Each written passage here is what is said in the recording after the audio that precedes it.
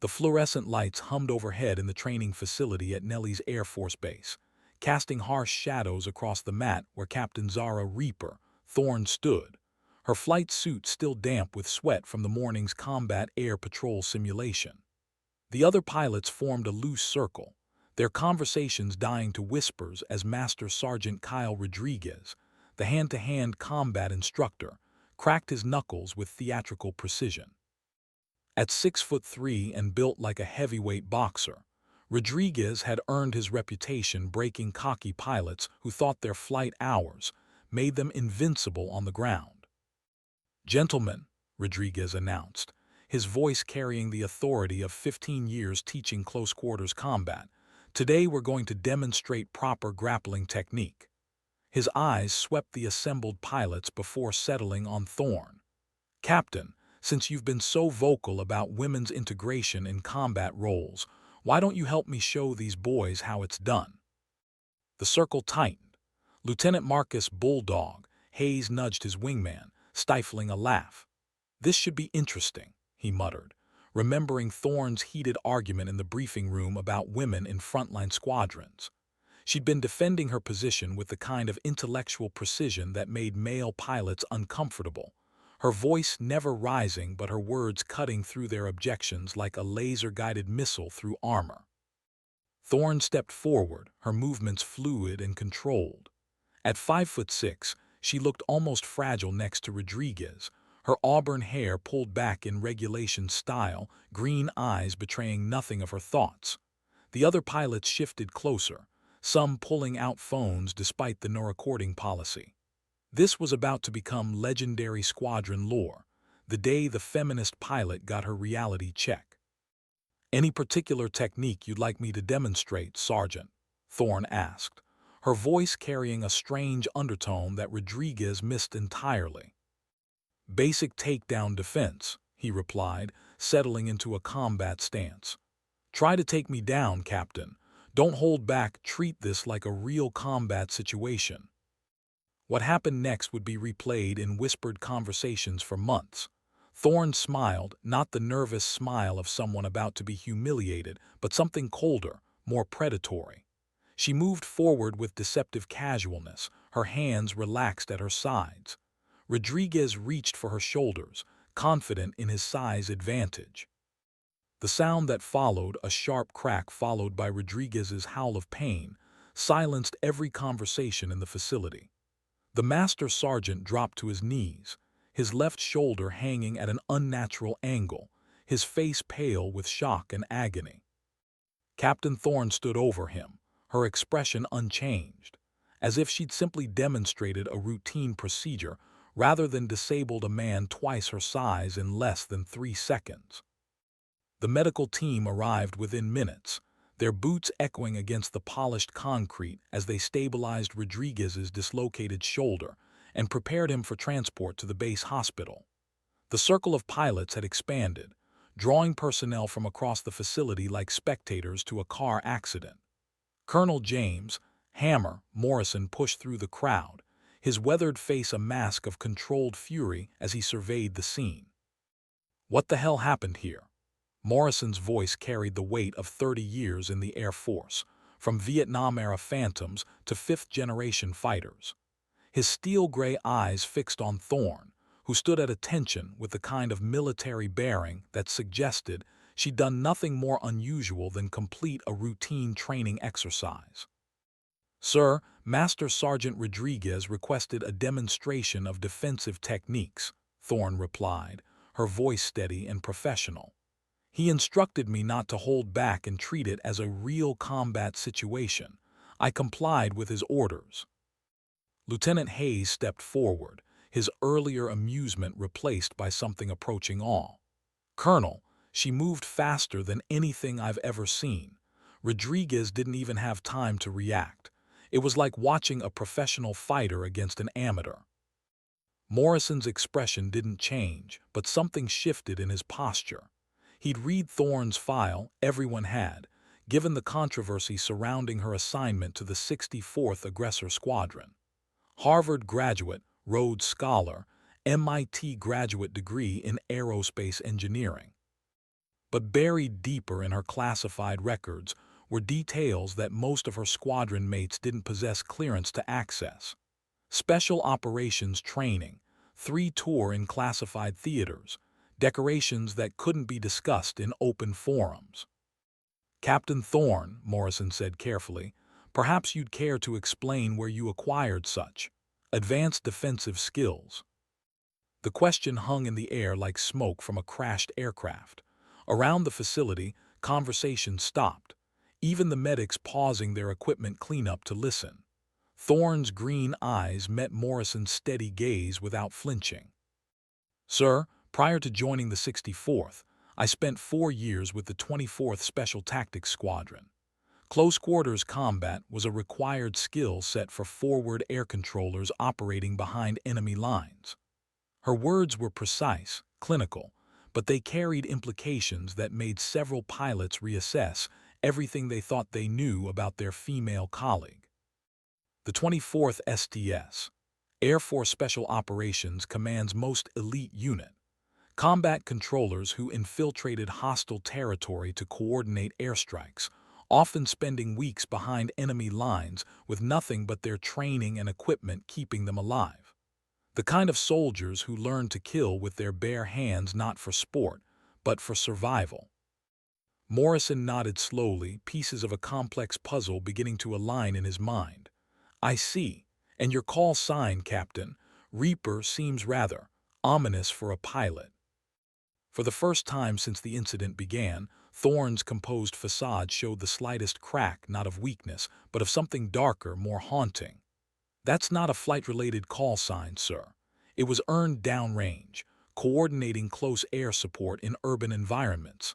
The enemy started calling American forward observers Reapers, because when we painted targets, people died. The name followed me back. The squadron ready room felt different now, charged with intention that coffee and forced jokes couldn't dispel. Word of the training incident had spread through Nellies like wildfire through dry brush, each retelling adding new details and speculation. Captain Zara Thorne sat alone at a corner table, methodically working through mission planning calculations, while conversations swirled around her like desert wind. Lieutenant Commander Sarah Phoenix Martinez approached cautiously, her Navy exchange assignment making her something of an outsider herself.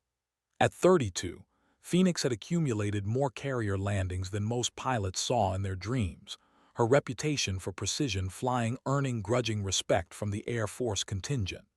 She'd watched the training incident unfold with professional interest, recognizing skills that came from places most pilots never visited. Mind if I join you? Phoenix asked, settling into the adjacent chair without waiting for permission. Her dark eyes studied Thorne's face, searching for tells that might explain the morning's demonstration. Free country, Thorne replied without looking up from her charts, her pencil continuing to trace flight paths across the Nevada desert. Her handwriting was precise, almost architectural in its clarity, the kind of attention to detail that kept people alive in high-stakes environments. 24 SDS, Phoenix said quietly, her voice pitched below the ambient conversation. I worked with some of your guys in the Persian Gulf, crazy bastards who'd paint targets while taking small arms fire, calling in danger-close strikes like they were ordering coffee. Now Thorne looked up, her green eyes meeting Phoenix's steady gaze. For a moment, the ready room's fluorescent lighting seemed to dim, as if the two women existed in their own tactical briefing space. Different world, Thorne said simply, but her tone carried weight that suggested volumes of classified experiences. Different rules, Phoenix agreed. The kind of world where hesitation gets good people killed, and political correctness is a luxury nobody can afford. She paused, watching Thorne's reaction. So why the transition to fighters? Special ops to air-to-air combat seems like a lateral move at best. Thorne's pencil stopped moving. Around them, the ready room continued its normal rhythm, pilots arguing about football, planning weekend liberty, complaining about maintenance schedules. normal concerns of people who flew dangerous missions but returned to air-conditioned buildings and hot meals. She set her pencil down with deliberate precision. "You ever coordinate a strike that went wrong?" Thorne asked, her voice barely above a whisper. "Called in steel on coordinates, watched the explosion, then learned later that your intelligence was compromised, that the building you just turned to rubble contained civilians instead of combatants." Phoenix felt the temperature in the room drop several degrees. She'd heard stories, urban legends, really, about forward air controllers who'd suffered tactical intelligence failures, but she'd never met anyone who'd lived through such an experience. "No," she admitted. "I wanted to be the one pulling the trigger," Thorne continued, her eyes distant now, focused somewhere beyond the ready room walls. "If I'm going to kill people, I want to see them myself, make my own target identification, take responsibility for my own actions instead of trusting someone else's intelligence analysis." The weight of that statement settled between them like unexploded ordnance. The morning briefing began at 800 sharp, Colonel Morrison's presence commanding immediate attention from the assembled pilots of the 64th Aggressor Squadron. The ready room's atmosphere remained thick with undercurrents from the previous day's incident, conversations dying abruptly as Morrison stepped to the podium. His weathered hands gripped the edges of the lectern with the kind of steady pressure that suggested controlled tension. "Gentlemen and lady," Morrison began, his eyes briefly acknowledging Thorne before scanning the assembled aviators. "Today's exercise will test your air-to-air combat capabilities against an unknown aggressor profile. Intelligence suggests near-peer adversaries have developed tactics specifically designed to counter American fighter doctrine."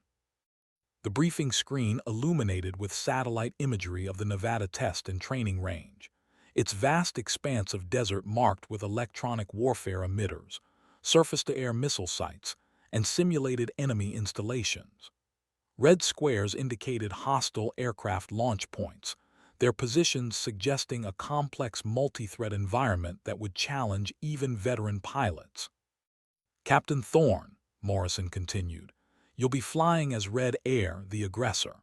Your mission is to penetrate Blue Force defenses and reach target area Bravo 7 without being detected or engaged. Blue Force consists of 4 F-22 Raptors flying standard defensive counter-air patrol." Lieutenant Hayes raised his hand, his expression skeptical. "Sir, with respect, shouldn't the aggressor mission go to someone with more air-to-air experience? Captain Thorne's background is primarily special operations support." The question hung in the air like ordnance waiting to detonate. Around the room, pilots shifted uncomfortably, remembering the previous day's demonstration of hidden capabilities.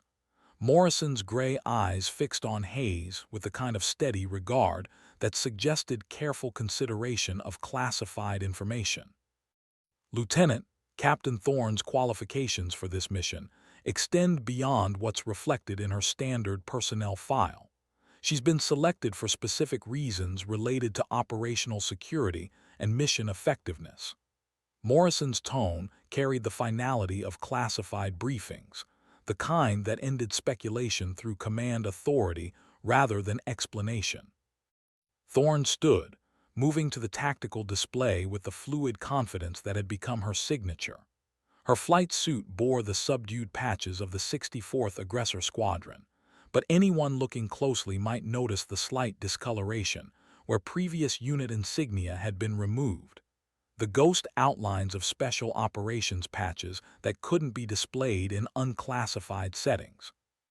"Gentlemen," she said, her voice carrying across the ready room with surprising authority for someone supposedly out of her element, "today's scenario simulates an adversary who studied American fighter tactics extensively. They understand how we think, how we fight, and how we expect them to behave. The only way to defeat such an opponent is to abandon conventional thinking and embrace unconventional approaches." She manipulated the display, highlighting specific terrain features and electronic warfare zones. "The aggressor aircraft will utilize terrain masking, electronic deception, and non-standard flight profiles to achieve mission objectives. Blue Force pilots should expect nothing familiar or predictable. Major Viper Rodriguez, no relation to the injured instructor, leaned forward in his seat. As the squadron's most experienced air-to-air pilot, his opinion carried significant weight among his peers. "Captain, with respect, this sounds like ground support tactics adapted for air-to-air combat. Fighter engagements require specific skills and experience sets." Thorne turned to face him directly, her green eyes steady and unblinking. "Major, how many actual air-to-air kills do you have?" The question cut through the ready room like a laser-guided missile through armor. Rodriguez's face flushed slightly. Like most modern American pilots, his combat experience consisted entirely of air-to-ground missions against opponents lacking significant air defense capabilities. "That's not the point, Captain. Training and simulation experience." "Is exactly that," Thorne interrupted softly. "Simulation. Today, you'll face something different." The F-16C Fighting Falcon responded to Thorne's touch like a precision instrument. Its fly-by-wire controls translating her subtle inputs into graceful maneuvers 200 feet above the Nevada desert. Unlike the sterile environment of flight simulators, real combat flying carried sensory details that no computer could replicate. The subtle vibrations of jet engines, the smell of avgas and hydraulic fluid, the weight of G-forces pressing against anti-G suits during aggressive maneuvering. "Red Air, Nellie's control," the radio crackled with professional precision. "You are cleared into the tactical area. Blue Force is airborne and established on defensive patrol. Exercise is live in 60 seconds. Thorne keyed her microphone with a gloved thumb, her voice steady despite flying solo against 4 of the world's most advanced fighter aircraft. "Nellie's control, Red Air copies. Beginning ingress to target area." Through her heads-up display, the Nevada landscape stretched endlessly in all directions, its barren beauty marked by the electronic signatures of simulated enemy installations. The F-16's radar painting showed nothing yet. The F-22 Raptors defending the target area were designed specifically to avoid such detection, their stealth characteristics making them nearly invisible to conventional sensors. But Thorne wasn't planning to use conventional sensors. She rolled the F-16 into a steep descending turn, using a mountain ridge to mask her radar signature while simultaneously activating electronic warfare systems that most pilots considered secondary equipment. Her fingers moved across the cockpit controls with practiced efficiency, configuring the aircraft's defensive systems for offensive electronic attack. A technique learned not in flight school, but during classified operations where survival depended on technical innovation. "Blue Leader, this is Blue 2, Lieutenant Hayes's voice came across the monitored frequency. "Still no contact on Red Air. Wherever she is, she's staying invisible." "Copy, Blue 2. Maintain patrol altitude and keep your sensors active. She has to show herself eventually to reach the target." Thorne smiled grimly inside her oxygen mask. The Blue Force pilots were thinking conventionally, expecting her to behave like a standard aggressor aircraft following predictable attack profiles. They were positioned to counter traditional fighter tactics, high-altitude approaches, standard radar-guided missile engagements, conventional electronic warfare techniques. Instead, she leveled off at 50 feet above the desert floor, her F-16 screaming through mountain passes at 500 knots, terrain following radar keeping her aircraft precisely positioned to avoid both ground obstacles and enemy detection. The technique was adapted from special operations flying, where success meant reaching targets without being detected by sophisticated air defense systems. Her hands moved to secondary control panels, activating systems that fighter pilots rarely used but special operations aircraft employed routinely. Electronic jammers designed to spoof missile seekers began broadcasting false signatures, creating phantom aircraft on enemy radar displays. chaff and flare dispensers loaded with unconventional countermeasures prepared to deploy deception patterns learned in actual combat zones. The target area appeared on her navigation display, a simulated command facility marked by electronic emitters and defended by the invisible F-22 patrol. Standard aggressor tactics called for high-altitude approaches, engaging the defending fighters before attempting to reach the target. But Thorne had no intention of fighting the F-22s directly. Her mission was penetration, not destruction. Blue Force held their defensive positions with textbook precision. 4 F-22 Raptors arranged in a combat air patrol that covered all traditional approach vectors to the target area. Major Viper, Rodriguez flew lead, his aircraft's advanced sensors sweeping the sky for any sign of the incoming aggressor threat. The Nevada desert stretched beneath them like an electronic warfare playground, its vast emptiness monitored by some of the world's most sophisticated military technology. Blue Leader, this is Nellie's control, the radio transmitted with growing concern. Red Air has been airborne for 12 minutes. Standard aggressor profiles should have made contact by now. Rodriguez checked his displays again, finding nothing but empty sky and electronic interference from ground-based training emitters.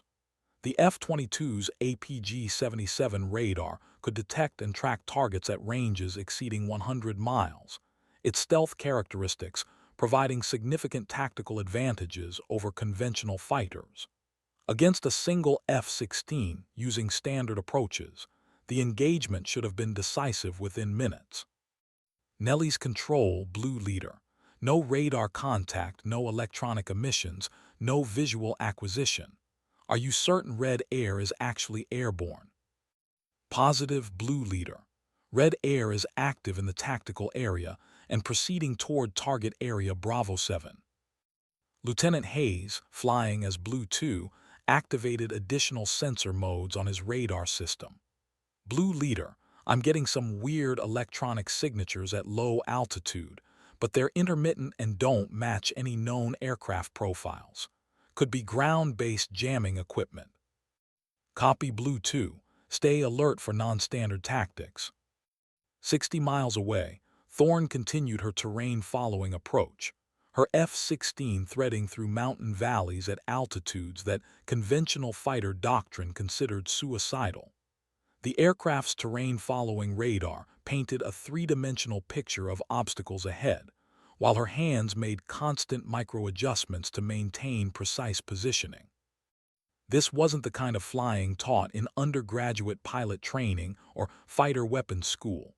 This was special operations flying, where the difference between success and failure was measured in feet rather than miles. Her electronic warfare displays showed the F-22 patrol's general positions, their periodic radar transmissions creating electronic signatures that sophisticated receivers could analyze and exploit. The Raptor pilots were following standard defensive procedures, their aircraft positioned to counter traditional threats. They expected her to climb to engagement altitude, illuminate them with her radar, and attempt a conventional missile attack.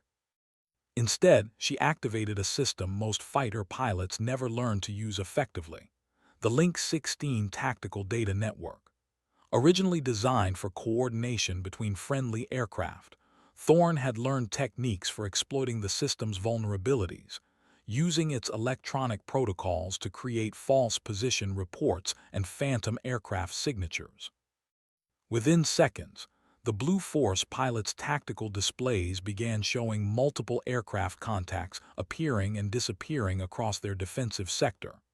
Electronic ghosts that drew their attention away from the single F-16 approaching at low altitude.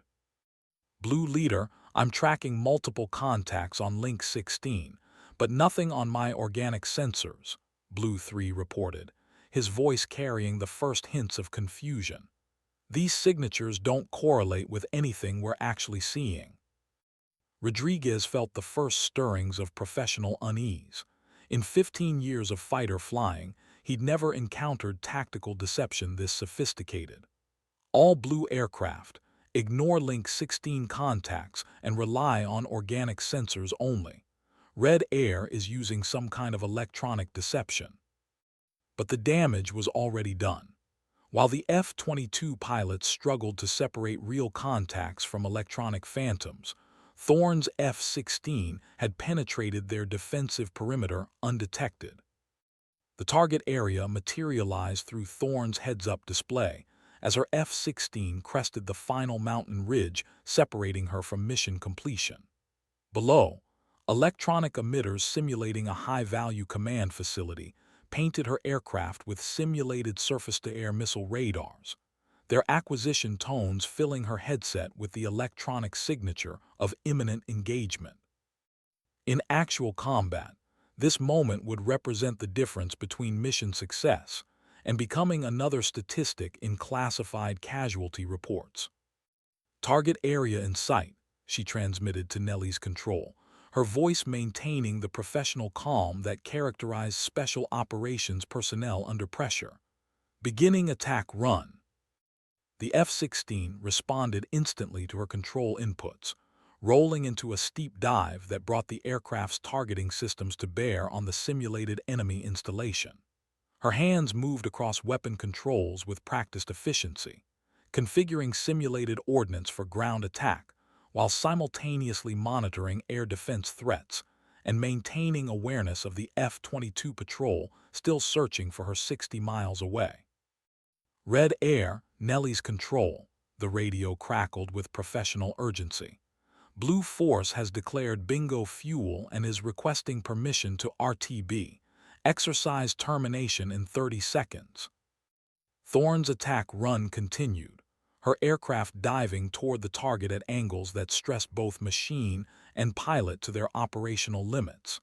The G-forces pressed her into the ejection seat as she pulled out of the dive, simulated weapons release occurring at the precise moment when actual ordnance would have impacted the enemy facility. Nellie's control, Red Air. Target destroyed, RTB.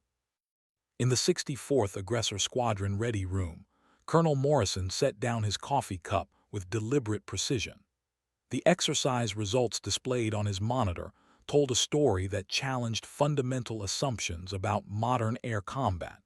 A single aircraft had penetrated a defense network designed to counter near-peer threats, reached its target undetected, and completed its mission without being engaged by defending fighters.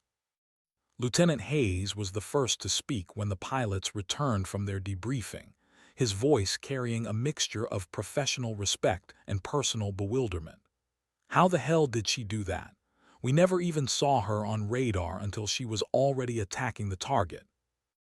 Major Rodriguez removed his helmet with the slow movements of someone processing a paradigm shift in professional understanding. As the squadron's most experienced air-to-air pilot, the morning's exercise had challenged everything he thought he understood about fighter tactics and capabilities. "She wasn't flying like a fighter pilot," he said quietly, his voice carrying the weight of grudging admiration. "Every technique, every system employment, every tactical decision, it was special operations methodology adapted for air-to-air platforms. We were defending against conventional attacks while she was executing unconventional warfare." Phoenix nodded from across the ready room, her Navy exchange assignment providing perspective on joint operations and tactical innovation. "Special Ops doesn't fight fair fights. They fight smart fights. Avoid enemy strengths, exploit enemy weaknesses, accomplish the mission through whatever means necessary." Colonel Morrison entered the ready room, his weathered face reflecting the kind of tactical assessment that came from 30 years of analyzing combat effectiveness and operational innovation. The morning's exercise had demonstrated capabilities that extended far beyond standard fighter pilot training, suggesting applications for ongoing classified programs and near-peer adversary preparation. "Gentlemen and lady," he began, his voice carrying command authority, "today's exercise results will be classified and distributed through appropriate channels. What you witnessed represents tactical innovation that our potential adversaries have likely already developed and deployed." The implications of his statement settled over the assembled pilots like morning fog over the Nevada desert. The officers' club at Nellie's hummed with its usual evening rhythm of off-duty pilots unwinding from the day's training missions, but conversations carried undercurrents of professional speculation about the morning's unusual exercise. Captain Thorne sat alone at the bar, nursing a single beer while reviewing technical manuals that most fighter pilots considered supplementary reading at best. Her table was positioned to provide clear sightlines to all entrances, a habit learned in environments where situational awareness meant survival. Lieutenant Commander Phoenix approached with 2 fresh beers, setting one in front of Thorne before settling into the adjacent chair. Her dark eyes reflected the kind of professional curiosity that came from recognizing exceptional skill sets in unexpected contexts. "Mind if we talk shop?" Phoenix asked, her voice pitched below ambient conversation levels. "That exercise this morning, I've seen similar techniques employed by Navy Special Warfare units operating from carrier platforms, unconventional approaches to conventional problems." Thorne closed her technical manual, a publication on advanced electronic warfare techniques that bore classification markings indicating restricted distribution. Her green eyes met Phoenix's steady gaze with the kind of assessment that suggested she was evaluating potential operational security concerns. "Different services, similar challenges," Thorne replied carefully. "When you're operating in denied environments against sophisticated adversaries, conventional tactics become liability rather than asset." Phoenix nodded, understanding the delicate balance between professional discussion and classified information protection. "The 24th SDS, I worked with some of your guys during Operation Inherent Resolve. Combat controllers who could call in precision strikes while taking direct fire, coordinating multiple aircraft types simultaneously, adapting to fluid tactical situations in real time." "Different world," Thorne said, her voice carrying weight that suggested volumes of classified experiences. "When you're painting targets from inside enemy territory, hesitation kills friendly forces and civilian populations equally. You learn to make decisions fast and live with consequences." The conversation was interrupted by the arrival of Major Rodriguez and Lieutenant Hayes, both carrying the kind of professional tension that suggested ongoing tactical analysis and career reassessment. Rodriguez's expression reflected the mindset of someone whose fundamental understanding of air combat had been challenged by morning events.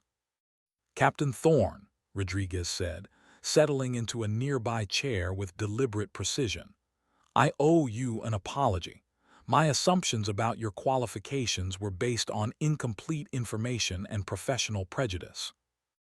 Hayes nodded agreement, his earlier skepticism replaced by something approaching professional awe.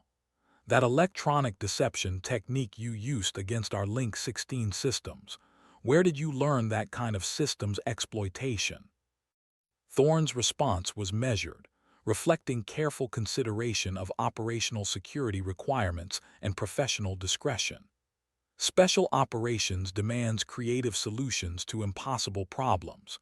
When you're outnumbered, outgunned, and operating in denied territory, survival depends on using every available system in ways their designers never intended." Phoenix leaned forward, her voice carrying the curiosity of someone with extensive joint operations experience. "Your call sign, Reaper, that came from Forward Air Controller Operations." For the first time since joining the 64th Aggressor Squadron, Thorne's composed facade showed cracks that revealed something darker, more haunting beneath her professional exterior. The ready room's fluorescent lighting cast harsh shadows as Thorne spoke, her voice carrying the weight of classified operations and tactical decisions that couldn't be discussed in unclassified settings. The other pilots had unconsciously leaned closer, drawn into the gravitational pull of someone describing experiences that existed beyond their professional understanding. Forward air control in urban environments is a different kind of warfare, Thorne began, her green eyes focused somewhere beyond the ready room walls. You're coordinating precision strikes in areas where enemy combatants and civilian populations occupy the same physical space, where intelligence can be compromised or outdated, where split-second decisions have strategic implications. Phoenix set down her beer with careful precision, recognizing the tone of someone processing difficult memories while maintaining operational security protocols. Close air support in urban terrain, that's nightmare-level tactical complexity.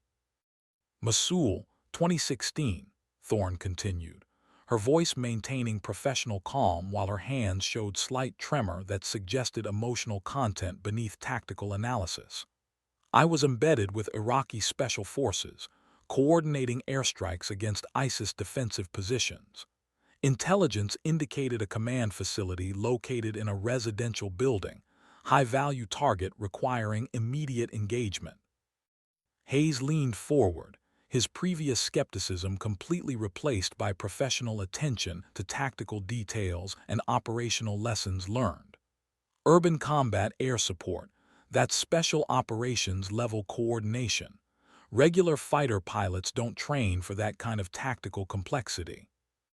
Rodriguez nodded, his appreciation for Thorne's capabilities expanding as he understood the operational environment that had shaped her tactical thinking.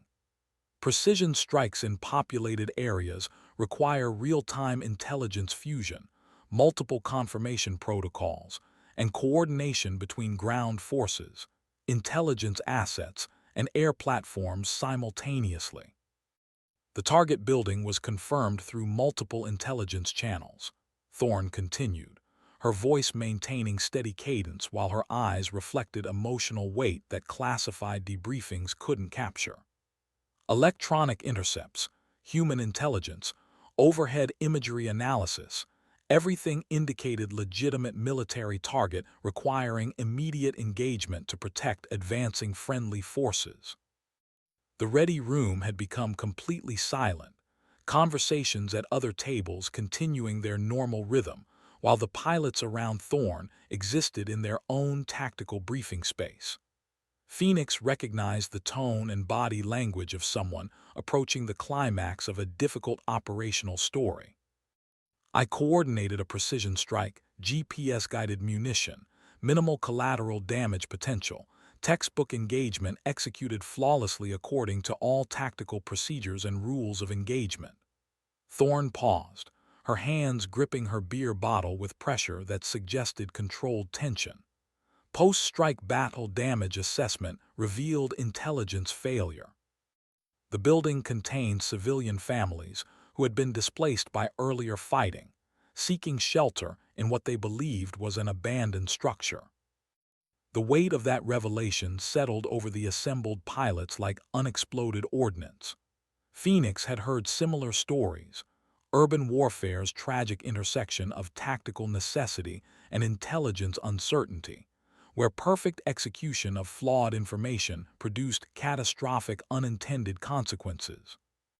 17 civilian casualties, Thorne concluded, her voice barely above a whisper, including 8 children under the age of 12, all because I trusted someone else's intelligence analysis instead of making my own target confirmation.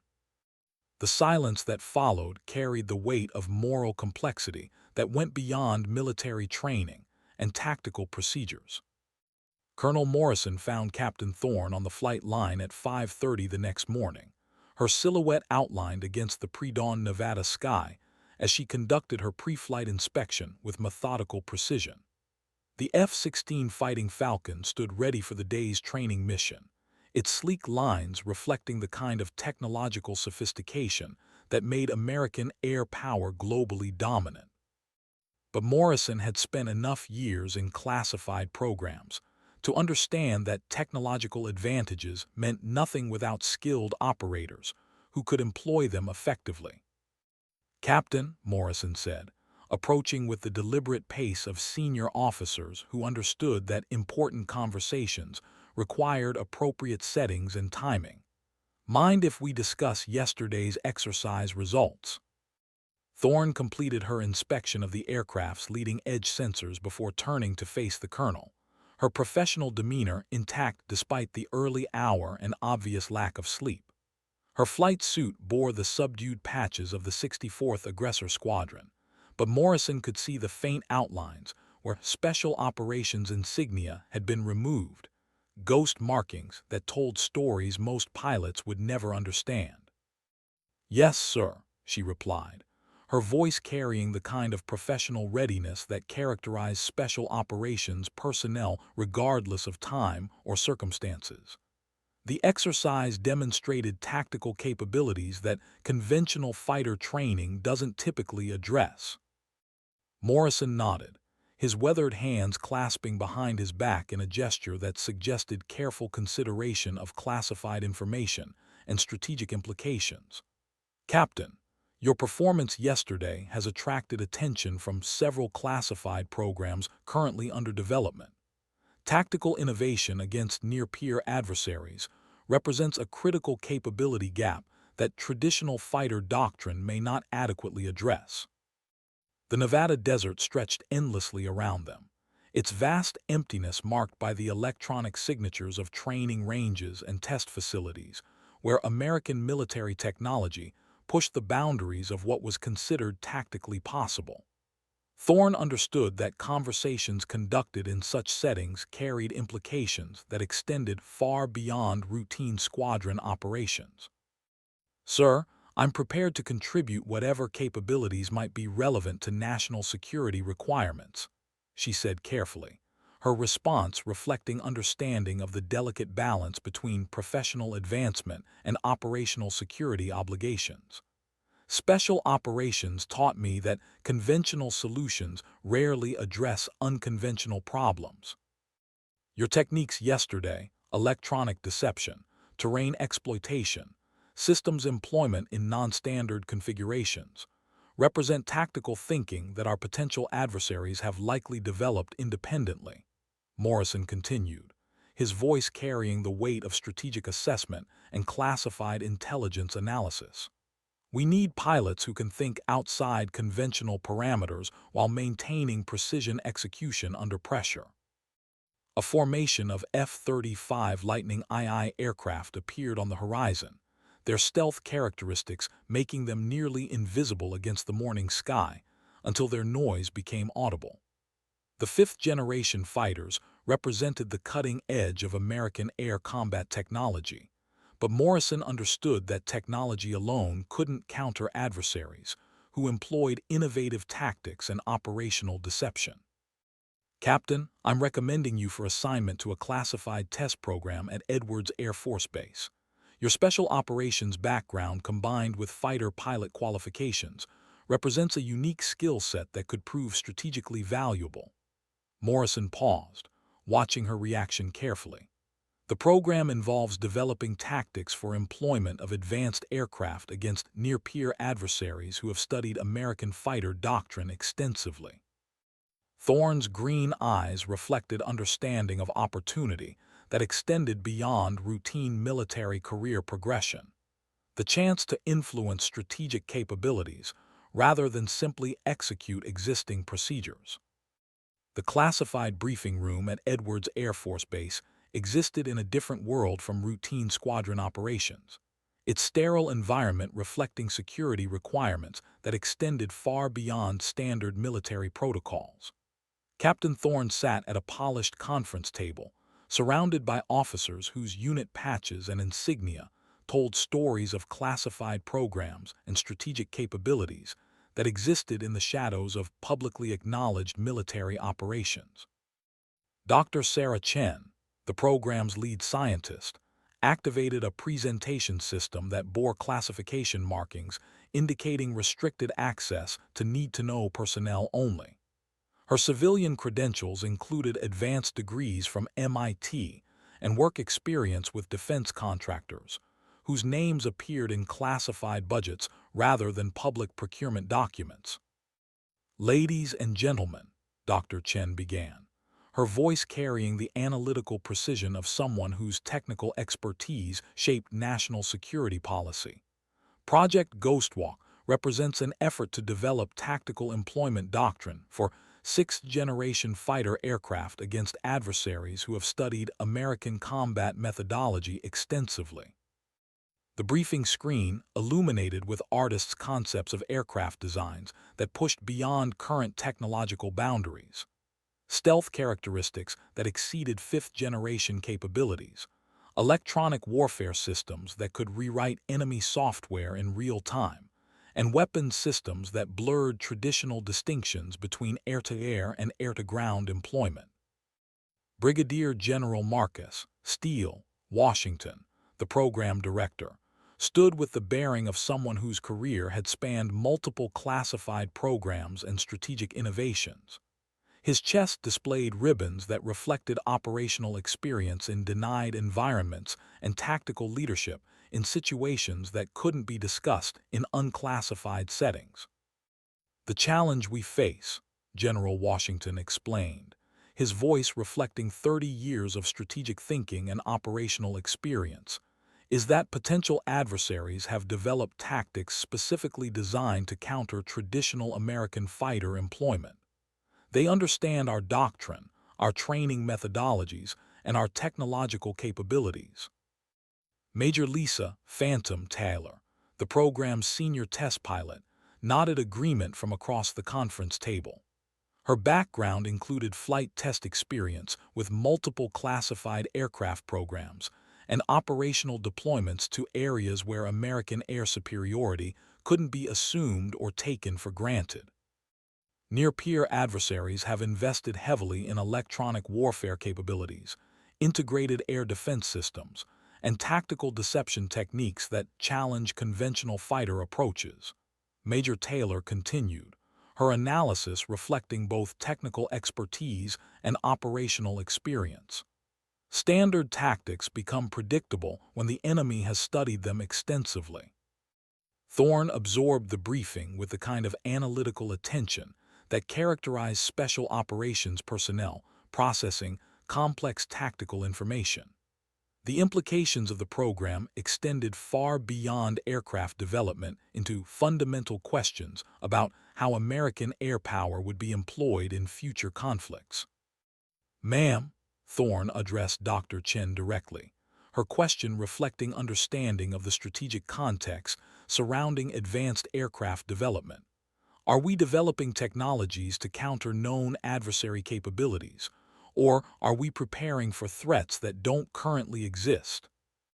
Dr. Chen's response carried the weight of classified intelligence assessments and strategic planning that occurred in facilities where America's future military capabilities were.